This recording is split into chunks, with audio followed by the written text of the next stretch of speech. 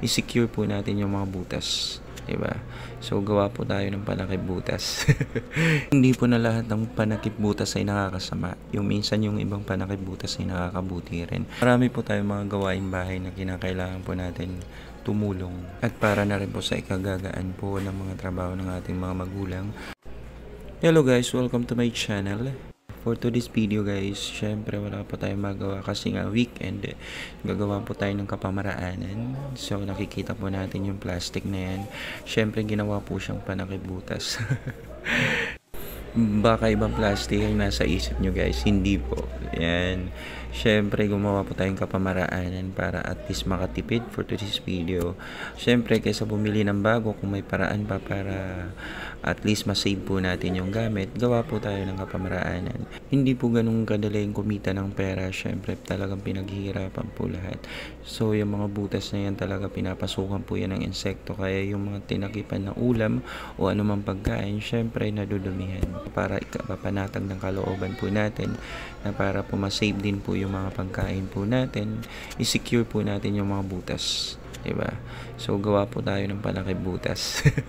Hindi po na lahat ng panakip butas ay nakakasama. Yung minsan yung ibang panakip butas ay nakakabuti rin para makatulong i-secure lahat ng mga bagay. Char. At syempre tinuloy-tuloy po natin yan. Hindi po yung ganun kanalit dahil hindi po talaga para dyan yung ginamit ko, diba? So trinay ko lang kung okay siya, pero okay naman po kaya tinuloy-tuloy ko na.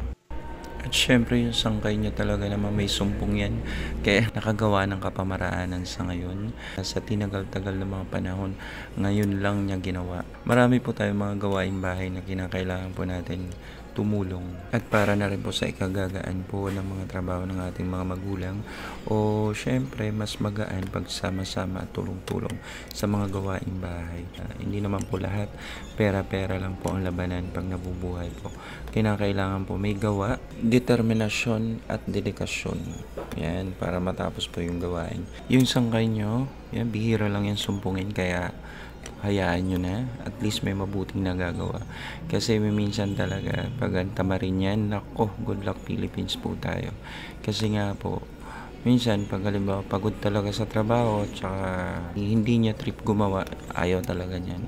Talagang pahinga is life po yan. Iba na po yung bisyo ng sangkay nyo ngayon, talagang pahinga. Hindi kagaya ng dati na ay nako, kahit ko konting tulog laban pa rin. Workaholic po yan. Mahilig sa work at saka mahilig sa mga hard drinks. Yan po yan dati. So ngayon nagbago na. So ayun, may nasolusyonan po tayong problema sa ngayon. At least nakasave po tayo. Thank you very much guys for watching. And of course, don't forget to like, follow, share, and subscribe. Till next time, happy to serve everyone.